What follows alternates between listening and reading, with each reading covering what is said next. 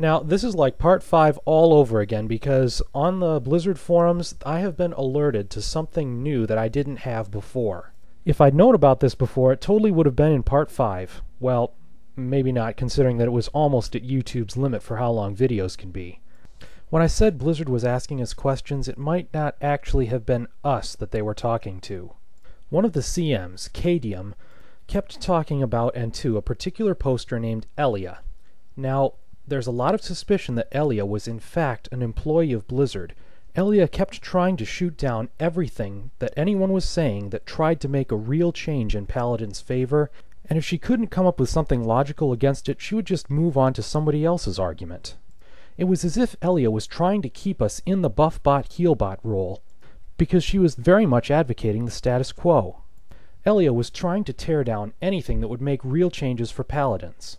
As such, she was reported for trolling, but those reports fell on deaf ears.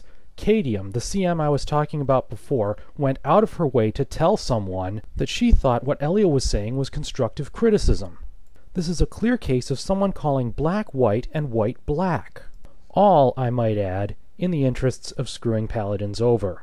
I mean, Caydiem knew that people like Ellia were making a lot of people miserable, and there was a good, logical argument, in fact more than one, that Ellia should be banned. Caydiem refused to listen to these arguments, and even went out of her way to say, "No, I'm not going to listen to these arguments, I'm not going to argue with this." This refusal to listen has sparked a conspiracy theory that Ellia was somehow an employee of Blizzard who wanted to keep Paladins in the heal-bot role. And whoever Ellia was also had Caydiem under control so that Ellia wouldn't get banned. Unfortunately, there's no proof for this, so I really can't give it a skull. In any case, the end result of patch 1.9 was that our talents actually got worse for tanking. But then again, even if things had gotten better in terms of our talents, we still might not have been able to tank. And why is that, you say? Well, in tanking, gear is nearly everything. And Paladins, when they're tanking, need a lot of spell damage for their gear.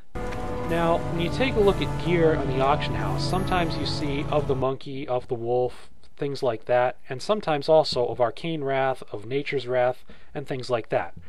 Those increase nature damage and arcane damage. Paladins need stuff of holy wrath. But is there anything of holy wrath? No, there isn't. If there ever was, Blizzard just plain and simple took it out. Why? There's some indication that there was once stuff of holy wrath. For example, the green lens of holy wrath. They actually took that out in patch 1.3.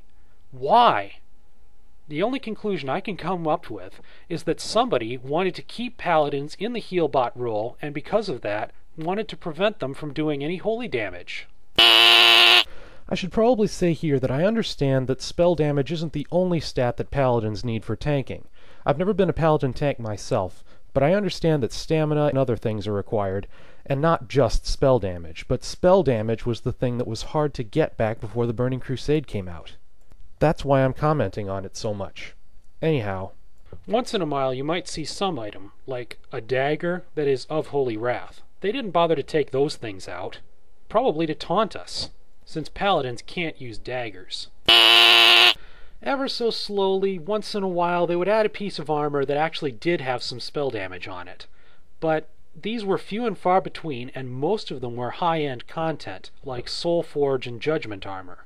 Sets like those really took a lot of effort to get. More effort, I dare say, than most other classes had to go through to improve themselves with gear. I mean, most other classes, in order to improve themselves with gear, don't have to go all the way to get their tier sets.